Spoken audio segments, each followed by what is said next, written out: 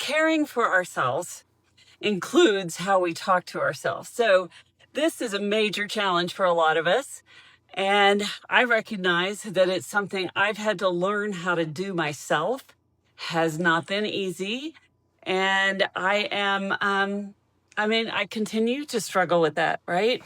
It's not something that just, we do it once and it's done. We kind of have to learn how to help ourselves, see ourselves, talk to ourselves differently.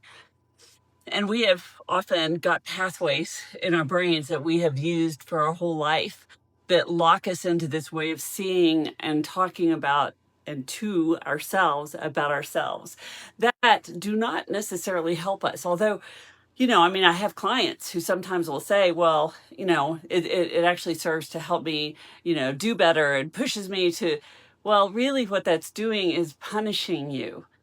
So we have to learn how to not punish ourselves the way perhaps we were punished as children. That is not actually a healthy way to motivate ourselves. The truth is that ourselves, we're no different than children. We need encouragement.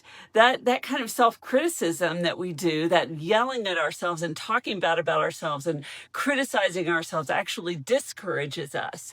It doesn't help us move forward.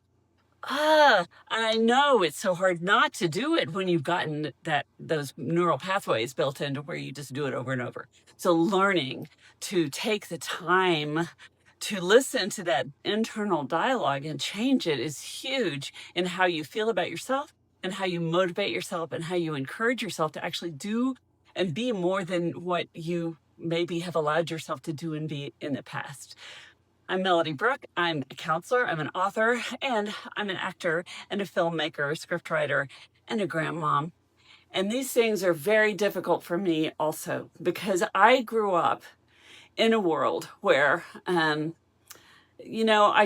really wasn't allowed to think good about myself. And, other people could say good things about me, but I was not allowed to say good things about myself. How many of you can relate to that? So that is something that we have to learn how to do. We have to learn that it's okay to say, hey, I did a good job on that. Hey, that was good. Yeah, I'm proud of that. And to encourage ourselves, okay, I made a mistake, but I know exactly how to fix that. And be able to change that dialogue with ourselves so that we can start encouraging ourselves. When you're talking to a child, you criticize them and criticize them and criticize them. Pretty soon they're going to believe that they are not worthy. They're going to believe that they are all those things that you're saying about them. And so when we treat ourselves in that same manner, that's exactly what happens to us. We start believing that we are not good enough, that we are dumb and stupid and all those things that we say to ourselves when we make mistakes or when we don't live up to what we believe we're capable of. Instead of saying, okay, what did you learn from that? Let's see what we can do different next time. Okay, you did your best and didn't quite work out. Be kind and empathetic with yourself instead of so harsh and mean. Most of us would never say those things to someone else that we say to ourselves. We would never talk to another person with that kind of ugliness and contempt, and yet we will say them to ourselves. So our job as being adults now is we get to choose how we talk to that child inside of us. We get to choose how we address that little girl, little boy, and treat that child with more compassion than maybe we got when we were little. So we can start to be the good nurturing parent that perhaps we did not have. And even if we had a parent that was good, maybe those negative voices came from somewhere else, who knows? But we can start to change that dialogue within ourselves by listening to what we're saying to ourselves and go, whoa, whoa, whoa, you don't deserve that. Nobody deserves to be talked to like that. The truth is you did the best you could. Yeah, maybe you didn't do it perfectly, but what can we learn from that? All right, now we've learned we can do this differently next time. And if we don't know, we can ask around, find out, get information about, get some training in how to do it differently. We can learn. And that is what we didn't know as children. We just thought we were bad.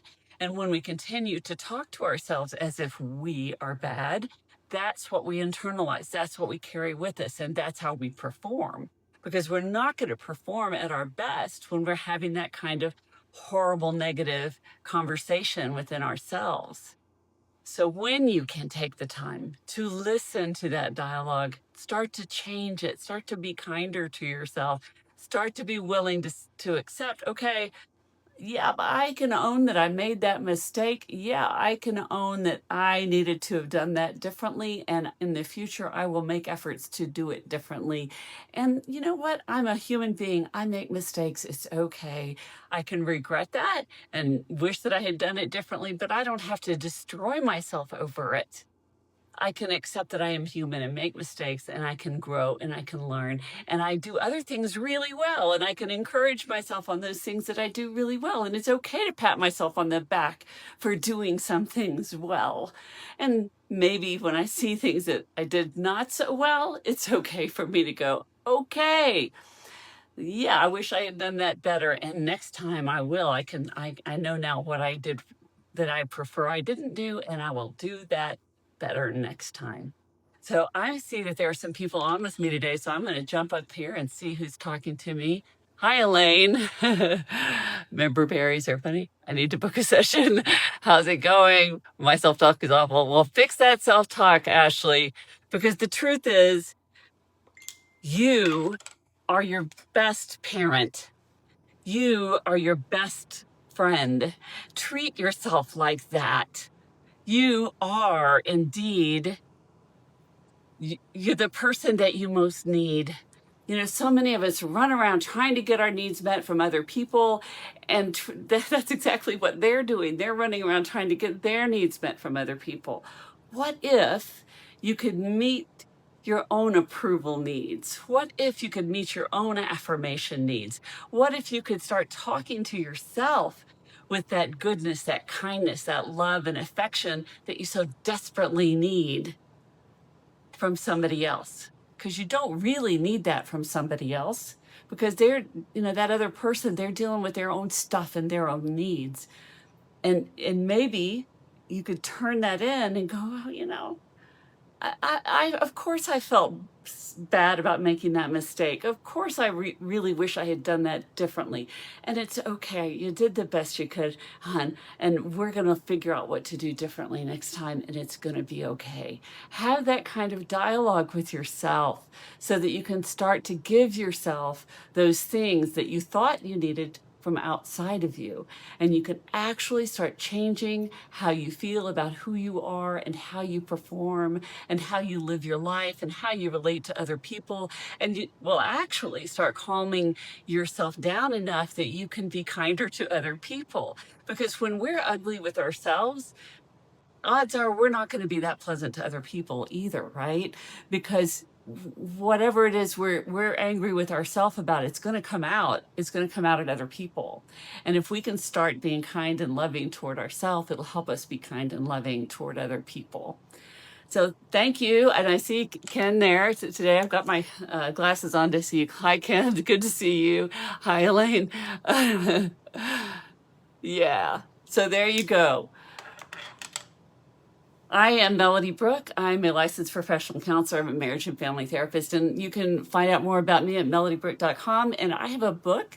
It's called Oh Wow, This Changes Everything. It's available on Amazon. There's a Kindle version and actually that's the most updated version.